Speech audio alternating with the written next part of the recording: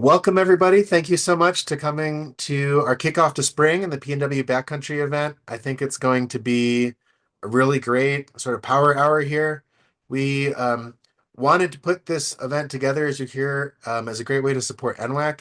Also, because we hope everyone here is getting excited for the beginning of ski season. You know, winter is great, and personally, I'm hoping for another big storm or two, but spring really is its own season in a lot of ways. And um, Richard and I will share more on what we do at SlabLab, but as we've been kind of getting involved with the community the last few years, anecdotally, the Pacific Northwest seems to have people go the hardest for the longest into the summer. It's something about those volcanoes, I guess. So we thought it'd be a great chance to get folks together and get oriented for that season. So here's what's up tonight. We have, I think, two amazing presenters for you. Lee from NWAC will be joining us and sharing on spring hazards and decision making. And then we'll have Andrew Richardson, professional guide from Blackbird, giving us an orientation to spring objectives in the Pacific Northwest. Then Richard and I from SlabLab will be helping you all get a little more interactive and connect. I know when I join webinars, it's always tempting to just listen in. But for 16 minutes of your time, do want to encourage you to stick around after the Q&A for the rest of the evening. Meet some folks in your area. We're going to help you connect on what to find other folks that think the same thing, like find the same thing fun that you find. So even if it's not a partner you're looking for, but maybe you want someone who's looking at the same line, the same mountain, so you can text about your routes and conditions, encourage you to stick around for that. So this is really why we're here this evening. Thank you so much to all of you that donated on your way into the event. It really goes a long way. NWAC in particular, in my mind, is like an incredibly innovative avalanche center. You may know they're behind the Avi app that is now used by many forecast centers. They also support data collection, lots of education, and of course the forecast. So just want to encourage you to support if you haven't been able to prior to this night. And just mention there's also membership, there's volunteering, there's lots of other ways to support as well. Um, Lee, would you like to add anything here? I think our muting went too far. Oh, we're all good. Okay, Thank you. cool. Before we really jump into it, I also want to give a big thank you to a few other partners. There's NWAC, of course, Blackbird for joining us this evening, and you'll hear more from them in just a little bit. And then some incredible shops throughout Washington, in this case, that have helped us get the word out. Backcountry Essentials up in Bellingham, Cripple Creek and Ascent in Seattle. And I know Ascent has a sale, has lots of stuff on sale. They mentioned to me at 20 to 40% off. So that's another advantage of spring. Um, Finally, I want to mention Upward Transitions Institute, incredible company, I believe, based out of Bellingham that is women-owned, women-led, and focuses on female adventurers. In addition to courses, there's trips, and they will actually be facilitating one of the breakout rooms later. So if you'd like to learn more about them, and also if you'd like to meet other female adventurers, that'll be the breakout for you. So we're your hosts tonight, SlabLab. That's Richard and myself. We are a company that's entirely focused on teamwork in the backcountry and human factors. This is our fourth season. Every season, we do qualitative research with skiers, splitboarders, and the motorized community, and we put that out for free on our website, covering mostly teamwork, but also things like education and planning for trips. So lots of good insights there. We offer free resources. In particular, I want to call out the Teamwork Toolkit, these cards, which is a set of like very concrete things that you can try in your next trip to improve your teamwork in just a little bit. And so far in California, we've been doing this thing in spring. We've been doing this road status website where we aggregate the status of all of the access roads that are popular for backcountry skiing as they open up in the spring. We'd love to expand this. So if there are roads that you keep an eye on and you'd be interested in us in doing this for your area, would love a chat to that effect. Let me know what trailhead or road you keep an eye on, and maybe we can. It's all public info, but we kind of bring it to one place for you. And then finally, there's our partner network, which is really focused on helping people find better teams, finding teammates that are really great for you, as well as, of course, staying up on conditions. So, encourage you to join us at slablab.co/PNW for attendees. That'll get you an extra long free trial and a discount. We have groups, spaces across Washington, so you can connect with folks based on experience, gender, pace, all the things that you care about. Share trip reports and conditions. And unlike kind of a general social media, there's full backcountry profiles for everyone. So, and then there's also a dedicated women in the backcountry space. So that's kind of what we get up to at SlabLab, and we hope you'll join us there. If you use this URL, it also puts you in a chat room with other folks from this evening. So if we will run out of time for questions, but we can help you hopefully get sorted there afterwards. Coming out pretty soon, we're looking to, in beta for the rest of the year, get a trip report feature out. Totally different than observations. We would encourage those, but if you just want to share a photo, we'll suck out the GPS. It's a great way to share like coverage, very short updates from your trips with others and see some coverage. So that's coming soon. It's not there yet. With that, would love to turn it over to Lee.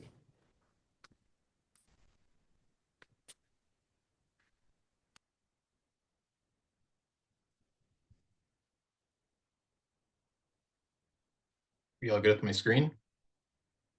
Okay. So thanks for having us here again. Um, so I'm thinking of putting together a presentation for spring travel. It's like a lot of these presentations, like there's so much you can cover, and there's obviously a limited amount of time. So what my hope is to do is to try to distill down some of the key points that come into play for spring backcountry travel and kind of the mindset as we shift from winter into spring and then go towards summer. So one thing I won't be doing is really getting into like specific travel advice or technical snowpack factors. I'm just trying to really keep this general in terms of the time frame, in terms of like what to take away from it. So the first thing is talking about the end of forecasting season. So for NWAC, our last forecast is going to be Sunday, April 13th, and the last mountain weather forecast is the weekend after that. And so working as a forecaster has been interesting. I see being the person, one of the people who produces forecasts, sometimes they're very accurate and sometimes they are maybe not so accurate. But either way, what they do is they give you a baseline to go into the mountains with. So if that forecast is doing a really good job of describing the danger that you're going to run into, and you go out and you see it, then you know your plan was good for the day.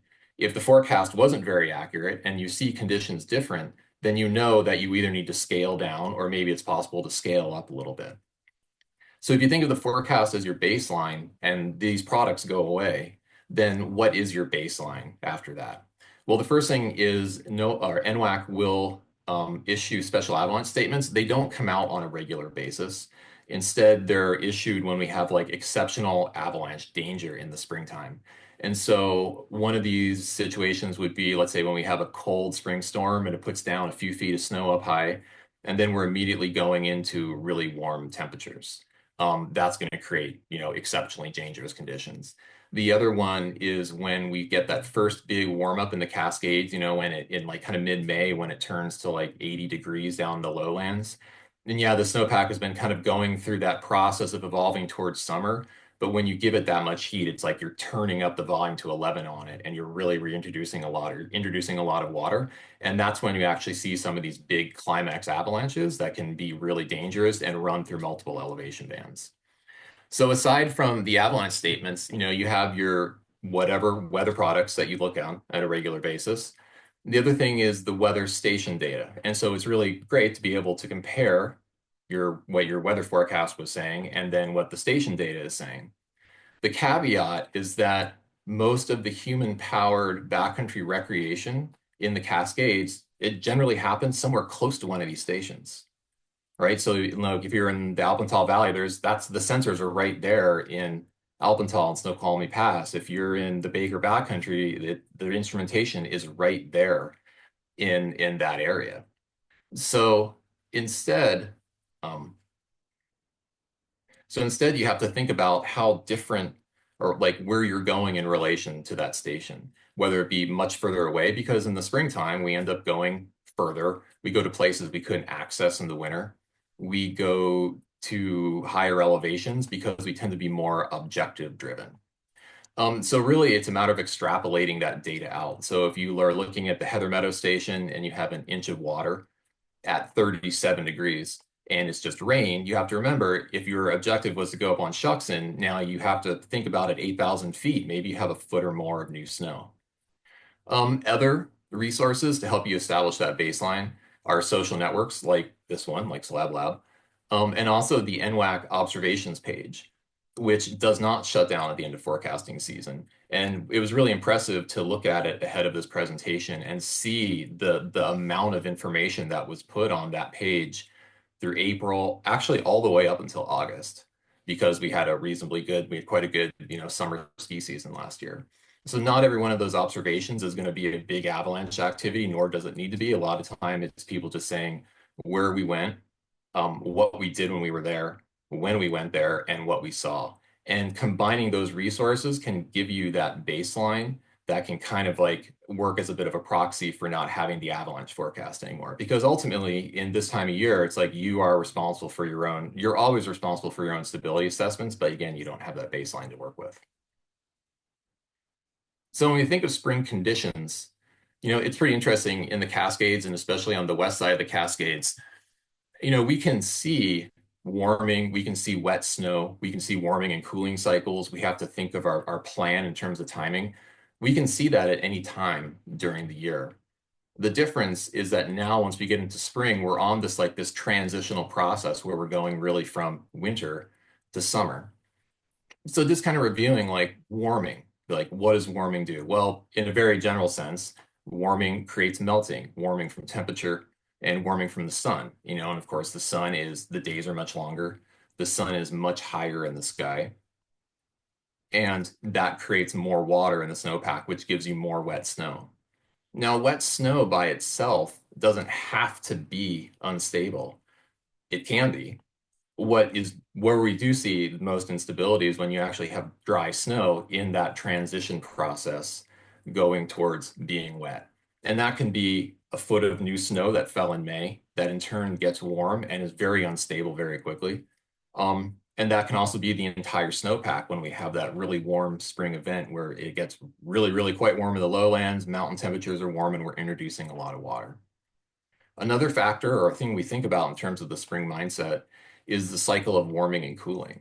And so, what is the standard way we think of spring? It's, in the morning, if we had a clear sky overnight and we had reasonably cool temperatures, the snow surface will lock up in the morning. And then that will be the period of lowest avalanche danger. And as we go through the day, conditions warm, and then the likelihood of seeing avalanche activity will persist through the day. So this introduces the idea of timing, that when we're thinking of our plan for the day, we're not just thinking of like, oh, these are conditions for the day. We have to think about that change through the day. So this photo is looking up Cascade Pass from a little bit lower down. And in the morning, we might feel quite good about working through this terrain, especially in ascent where we're moving slower. But in the afternoon, be like, well, we wouldn't want to ascend through this terrain, but maybe we're okay coming back down it in ski or snowboard mode where we're going to move through it really quickly. And finally, it's like overall spring is more stable. So in the winter, we're dealing with all these cold snow avalanche problems, and they're like more surprising. The inputs aren't necessarily there, and by input, I mean like a weather factor that actually creates the instability. We have lingering weak layers. We have the dry snow instability lasts for a longer period of time. And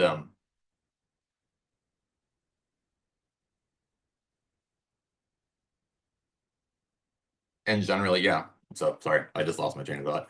And so generally, it's just a lot more stable. So when we think about, the kind of conditions, we're in that transition from winter to summer. So you have to remember, you can run into winter conditions at any time during the spring. All you have to do is go high enough in elevation. So this photo is from May up on Mount Rainier. It's at Camp Muir, looking up towards Cathedral Gap. And obviously there's a major wind slab hazard in this area. Now, I bet if you dropped 5 or 6 thousand feet down to around Paradise, there's plenty of snow, but that snow is gone through that transition. And it is, whatever is going on down there, it's very, very different conditions than what you would find up here. So again, remember to extrapolate through elevation. On the other hand, at the other end of this process, you have a summer snowpack where, the snow is relatively homogeneous. So if you dug down, you wouldn't find a lot of layers. You would find big melt form grains that are pretty much all the same. And they're set up in a way that they let water filter through the snowpack. So what you end up with is a snowpack that can actually be relatively stable, even though the temperature can be above 32 degrees for a long period of time. So just because it's warm doesn't mean unstable. Anybody who's done some spring mountain or some summer mountaineering has been on steep snow and it's quite warm and the snow is quite wet, but that doesn't necessarily mean it's unstable. So the last thing, another thing for summer conditions is a lot of our alpine features have melted out. And by this, I mean like glide slabs, cornices have fallen off by this point. A lot of the big faces have shed their snow. So where did that leave us? It leaves us in this transition period where you can kind of encounter about anything through the year. Yes, conditions are generally stable in this period, but there's also rapid change because you have these inputs like big increases in temperature and lots of sun factoring into your avalanche problems. So you can start off dealing with dry slab avalanches, and then you have dry slab avalanches that become wet and become even more unstable. And then you can start dealing with wet avalanches, wet loose avalanches and new snow. You can have wet loose avalanches in deeper layers, right? As it gets wetter and wetter and more unconsolidated, you have avalanches that can create and have quite a bit of mass as they get low on the slope. Then we're also getting into seeing more cornice fall as you get further into the spring. And we've already started to see that a little bit with the warming cell that we went through last week. And of course, cornices, dangerous unto themselves and often create larger avalanches on the slope below. I think this just happened up at Baker a few days ago. And then finally, big glide avalanches. And so you can see right here, this big rock slab in the middle, classic example of like prolonged warm temperatures, water under the snow, between the snow and the rock, and then the whole thing sheds. And this is what creates those really, really big climax avalanches that can be really dangerous. So this is when you're thinking of like your camp location or like, do you even want to be in this valley? So to wrap up, is like establishing that baseline and getting used to the idea that you don't have this forecast product anymore and that you are going to have to use your own resources. Another thing is, assess conditions as they are, not really as you expect them to be, because just because it's spring doesn't mean you can't run into these other avalanche cycles or avalanche problems. And then again, developing your own skills to plan for what you think you're going to see and be able to read into the terrain in terms of your timing through the day and when danger could be less or more. And also just be able to generally assess stability, so all the tricks that you might use in the winter, slope cuts, whatnot, like that still all applies because you can see these cold snow problems at any time. So that's what I have right now, and we'll take some questions after Andrew goes. Thank you so much, Lee. That was awesome. Really good info. Yeah, we won't waste time. We'll turn it right over to you, Andrew, if you're ready to share.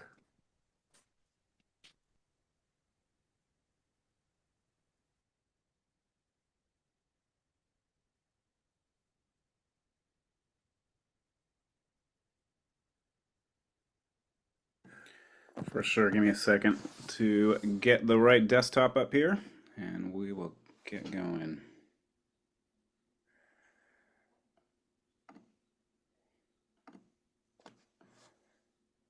And if while you're doing that, if folks do have questions that are coming up already, feel free to pop them in the chat, and we'll start with those when we do get to Q&A.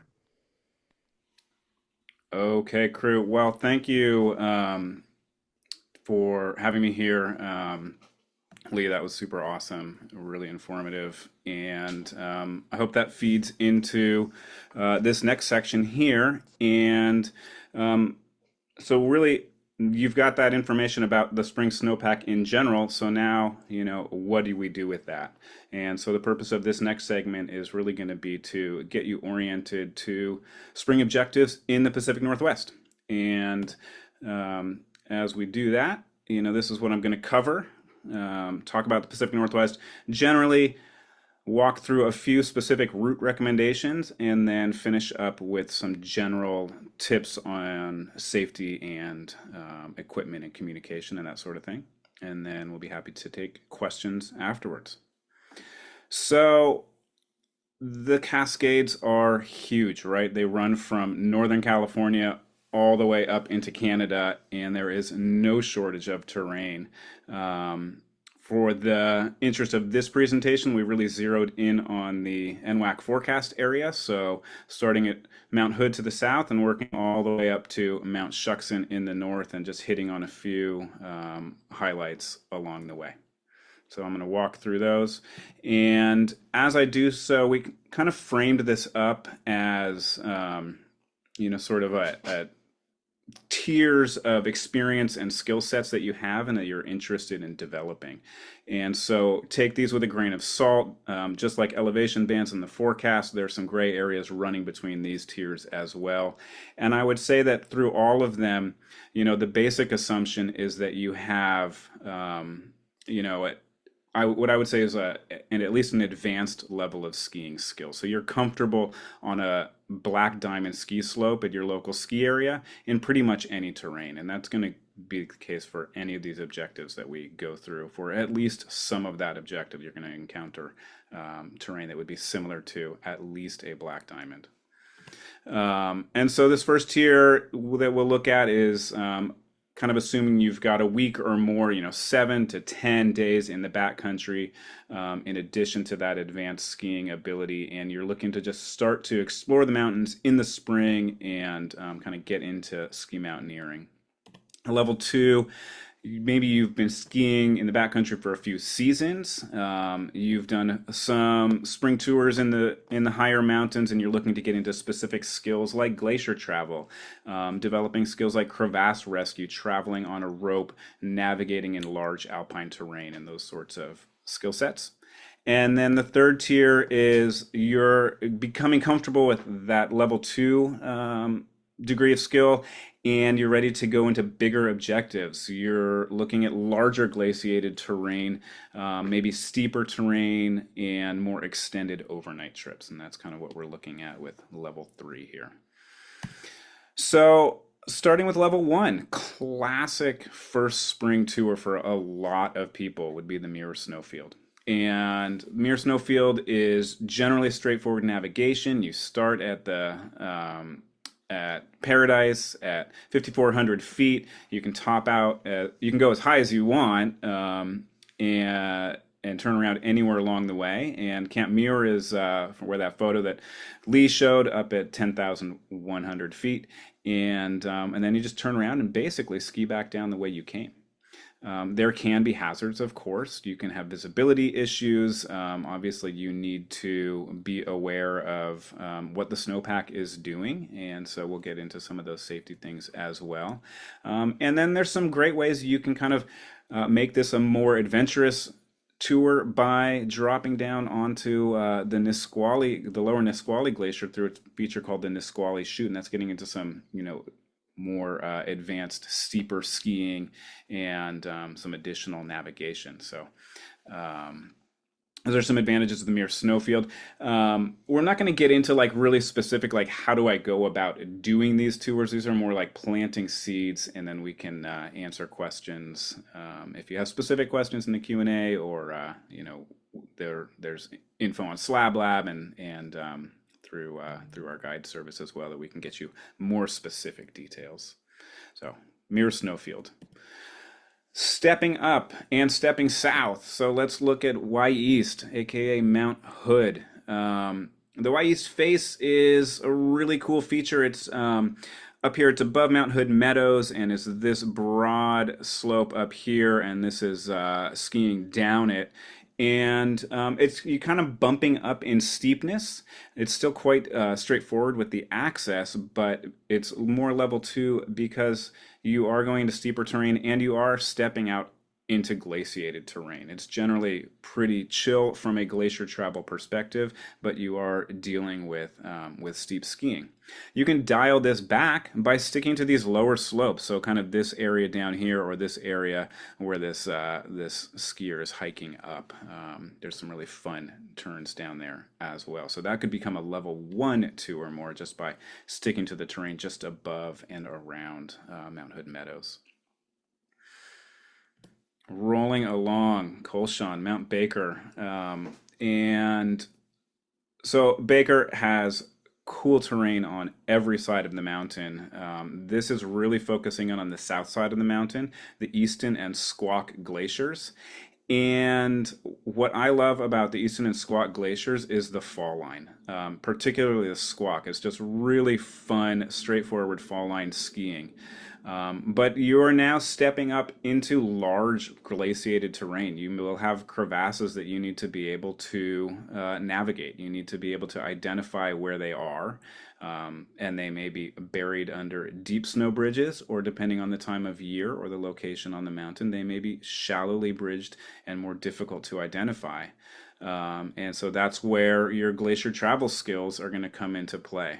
And this is a really common first glaciated route or first overnight objective that people may try, and a really, really fun ski when the conditions are appropriate for it. Another level two, kind of in the same area and access from a similar part of Highway 20 and Baker Lake Road, is the south side of Mount Shuckson, the Sulphide Glacier. And really cool spot to get up into the high alpine. And again, fairly straightforward glaciated travel, but this entire expanse is on a glacier, and so you need to have that skill set, or it's also a great classroom to learn that skill set. Some of the challenges with this route are the lower elevation travel. Depending on the time of year, you may be moving through some dense trees. There's certainly a little section get between the approach ridgeline and the glacier itself that requires some route finding and could have some avalanche hazard in that area as well. So again, conditions dependent, like all of these. Rolling on, looking around to the other side of Mount Shuckson, or I guess I could say another side of Mount Shuckson. Over here, the White Salmon Glacier. This is north-facing terrain. It's accessed from the Mount Baker ski area most frequently, and it is really cool, long, exposed, steep descent. And so we're kind of stepping up from level 2 to level 3 here. You are in glaciated terrain, but the White Salmon Glacier itself doesn't have a ton of crevasse hazard, but it does have route finding challenges and steep skiing. And as you get up above the White Salmon Glacier on Mount Shuckson, you're definitely starting to deal with larger glacier hazard and some vertical exposure issues.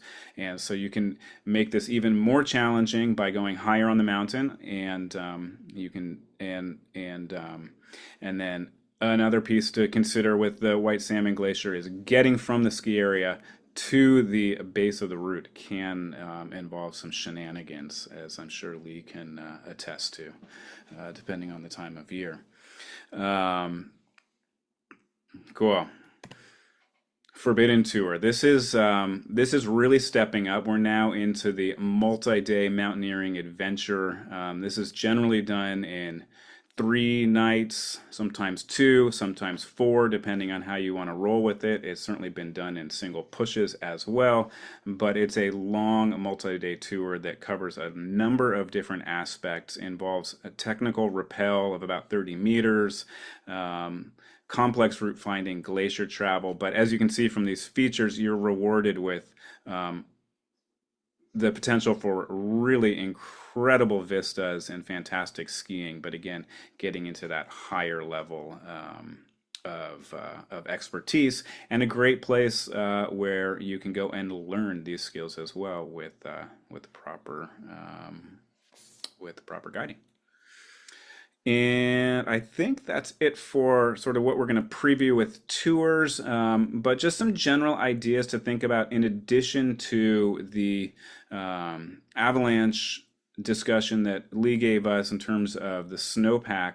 That's certainly where you're going to start. You're going to take your normal precautions as you do when you're ski touring. You're going to familiarize yourself with the forecast if it exists, but as after mid April, it won't exist. So you'll be looking at those observations. You'll be looking at the weather reports, and you'll be networking with folks through whatever means you have, whether that's SlabLab or other methods.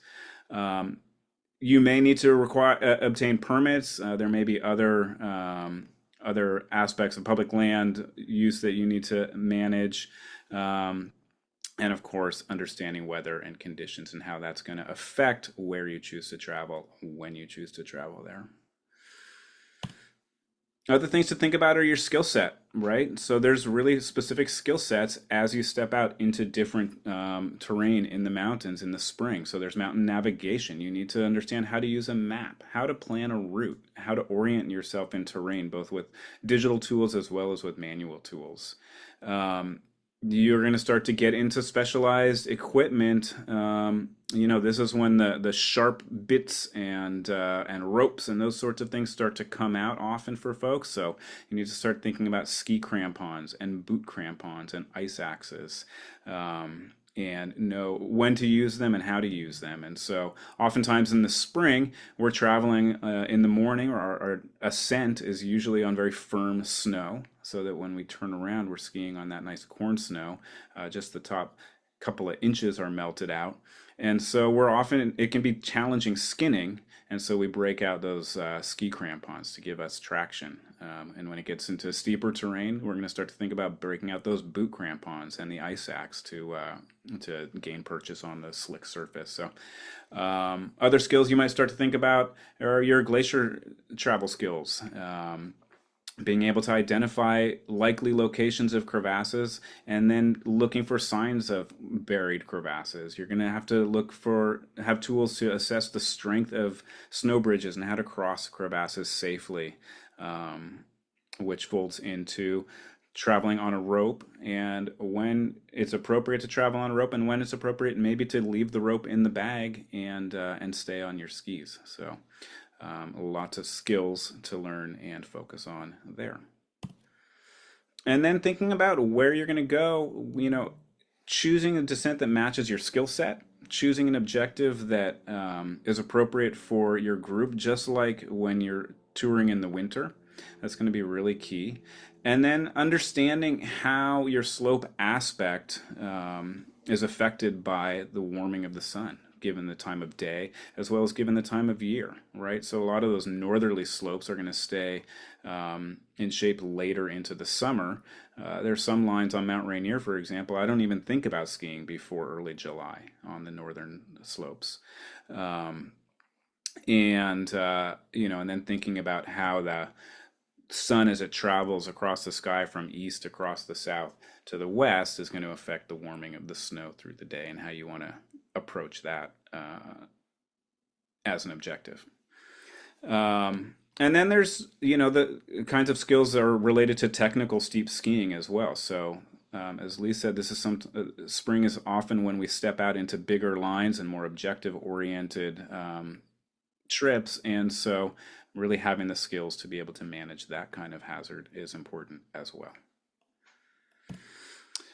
If in doubt, over communicate. So this just goes back to backcountry basics, right? It's really having a good trip plan, really being on the same page with your partners, and being able to communicate observations that you're making through the day, adapt your plan, having multiple options.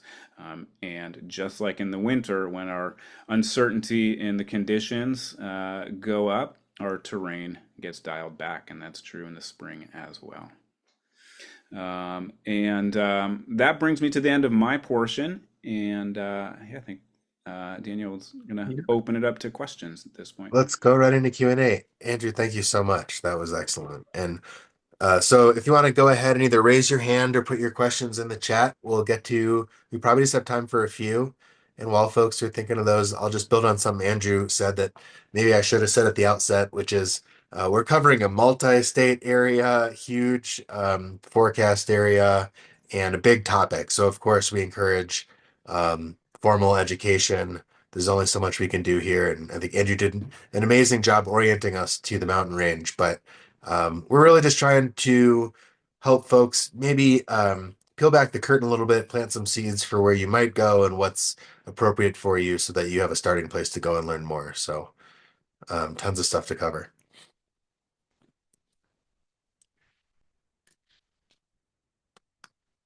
Cool. One question that is on my mind to get us going here is there anything that either of you two look for in terms of predicting or navigating rockfall? That's something I always worry about. I think about snow and then I forget to think about rocks. And yeah, what are some of the first things that come to mind when you think about that hazard? I would say, it's similar to like a wet avalanche or like a loose wet avalanche hazard, right? Where you're looking, the timing is a big part of it. But I mean, I think the biggest thing is looking at what's above you. So you think you have features where like the snow itself isn't necessarily the issue. It's where you have that snow rock margin. You'll see this a lot like on the eastern side of the Roman wall, where like it's steep, the snow's wet, it's not avalanching. The issue are like these rocks around the periphery. A lot of times, like if there's a rockfall prone area, there will be rocks on the surface already. So if you find that you're kind of working through an area, you're like, oh, this zone produces rockfall. And yeah, it's just like really having good handle on the terrain above you more than anything else, and just kind of being aware, again, getting back to that timing issue of the changes through the day, because rockfall often like ice, like wet avalanche activity is a timing based issue. Thank you. Do either of you have something you're looking forward to skiing or doing this spring? Maybe it's not putting on ski boots. There. I'm having knee surgery in a week, so I'm not really Yes. skiing. The I showed you that picture of the Cascade Range. The list is endless. Yeah. Yeah, so much good stuff out there. I've been kind of thinking about the Cascade Pass area this week for some reason. That's kind of on my mind. So that's sort of the El Dorado Forbidden Tour, Isolation Tour areas. That's Hey, um, I think this is for you, Andrew. Are there any level one options for the Baker area that come to mind, like maybe first things to consider?